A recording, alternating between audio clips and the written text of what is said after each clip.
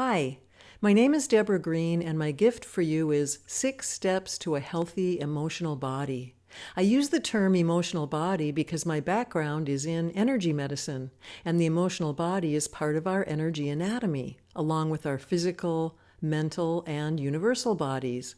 But unlike the other energy bodies, the emotional body tends to be the most neglected. We just don't know what to do with those messy emotions. And since this is a happiness summit, and since happiness is an emotion, I want to talk more about it, along with your emotional body. Within the framework of our energy bodies, feelings are food for the emotional body, so it's important to pay attention to what you're feeding it. This chart from Dr. David Hawkins shows the calibrations of various feeling states. Notice how at the top of the chart we have peace, joy, and compassion, whereas at the bottom we have despair, guilt, and shame. So the solution is to just experience the higher frequency feelings all the time, right? Well, yes, if only it were that easy.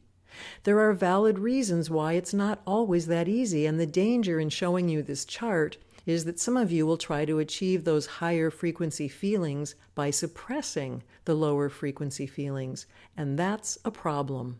Let me give you an example. Did you know there's something called the cancer personality?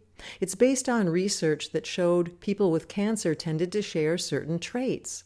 Their personality was characterized by the habitual suppression of emotion. But not just any emotion, it has to do with the more difficult feelings, like anger and fear, even grief. Instead of expressing negative emotions, the tendency would be to hide them. Sound familiar? Well, it probably does, because many of us never learned how to express so-called negative feelings in healthy, constructive ways. So I'm going to tell you what can be done about that. But first, we need to understand how suppression works, and then we need to avoid the traps that lead us to suppress our feelings. Then we'll go over the 6 steps to a healthy emotional body. Emotional suppression is indicative of an underweight emotional body, where the emotional body is starved of energy and attention. Habitual emotional suppression can lead to mental and physical body imbalances because the emotional energy is not allowed to express emotionally as feelings, so it gets forced out through the physical body or the mental body, where it can cause problems. I'm able to sense energies and imbalances, and in my interactive phone sessions, we go behind the scenes and find blockages. We communicate with your body-mind system to pinpoint the root or core of an issue, and often that core ends up being some kind of emotionally charged event from the past, or could be multiple events. What I want to help you with now is accessing emotions on an ongoing basis so they don't get suppressed. Because there's a tendency to want to disconnect from feelings, to habitually avoid and ignore them. So the 6 steps will help with that. But first, the traps. For an underweight emotional body, the 2 biggest traps are spiritualizing and mentalizing. Let's look at spiritualizing first. Those who are spiritually oriented tend to think that spiritual advancement means no emotions are allowed, or at least none of those unevolved lower frequency emotions. It means we have to be unconditionally loving all the time, or radiating perpetual peace and constant compassion. While these ideals are good to aspire toward as lifetime goals, the trap lies in what happens as we strive to achieve them. Many on the spiritual path take unconditional love, peace, and compassion as mandates and are driven to emotional suppression. This causes the powerful emotional energies to siphon off through the physical or mental bodies. And as mentioned earlier, often mental or physical body symptoms can result. I agree with author David Richo.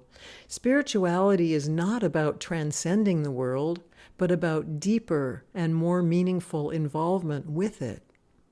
The second trap, mentalizing, is easy to fall into because much in the mainstream culture pits the rational mind against the emotions as if they're mutually exclusive. Either you're rational or you're emotional, and never the twain shall meet.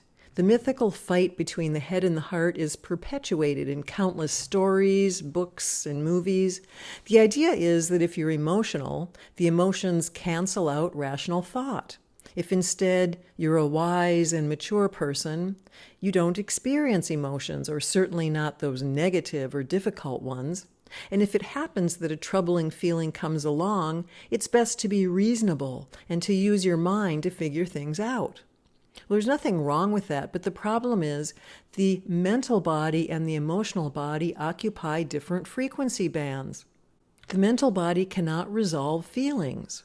Ultimately, feelings need to be expressed as feelings, not indulged with a lot of drama and not suppressed or denied, but expressed. Expression is the golden middle way on a spectrum between suppression and indulgence. Preferably, feelings are expressed in words, feeling words like mad, sad, scared, glad, hurt, accompanied by appropriate body language. The challenge for those with an underweight body type is to admit, allow, to be aware of, in other words, feel your feelings. The starved emotional body needs to be nourished back to life by being fed emotional sustenance. Part of the healing process for the underweight condition is to linger longer in your feelings, to thoroughly process through and digest them, to actually feel them, the good, the bad, and the ugly. This may not be easy for the underweight condition. The process might feel like force feeding at first because, depending on the severity of the condition, the emaciated emotional body is likely to reject the food.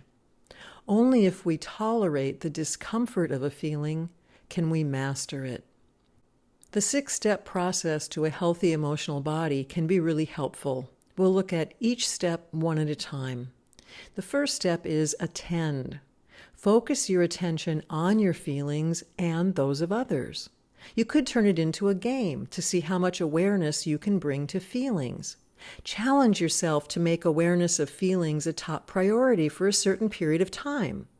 You may want to start with a month to allow enough time to really hone your awareness. And if that seems too daunting, start with a week. The second step, intend. Set a daily intention to be aware of and feel your feelings. Setting a clear intention on a daily basis can help keep this goal at the top of your mind. Put sticky notes around the house or pop-up reminders on your calendar. The third step, self-sense. In other words, feel your feelings in your physical body. Focusing awareness, especially in your solar plexus center, which is the seat of emotion, can be really helpful. Focus your attention in your solar plexus and breathe into your solar plexus to help it wake up. Do this on a regular basis. Step 4 is to self-observe. Pay attention to what goes on inside of you with regard to your own feelings and how you respond to other people's feelings. When you encounter feelings in yourself or others, do you relax around them? You may discover the mechanisms by which you suppress feelings, divert your attention away from them, or talk yourself out of them, which leads to step 5, self-talk.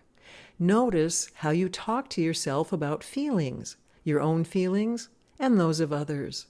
Be especially aware of any judgments or negative self-talk about feelings. How tolerant are you of feelings in yourself and in others? Give yourself reassurance that feelings are a natural and normal part of being human. Step 6 is to visualize. Bring in the power of visualization and imagine yourself as an emotionally aware and expressive person. Make it how you want it to be. See yourself freely accessing and expressing your feelings in healthy, constructive ways. Journaling about your experience with the 6-step process can be very helpful. Thank you for joining me, and happy feeling. If you want to learn more about yourself and your energy bodies, please visit my website, yourenergymatters.com. Thanks again.